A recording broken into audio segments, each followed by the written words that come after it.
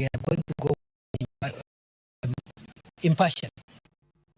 Don't put your motive na Liberal Party and the Federal Party of Kenya na ikojotengi huko komando siri margini ya babu wino kajalani kwa Nairobi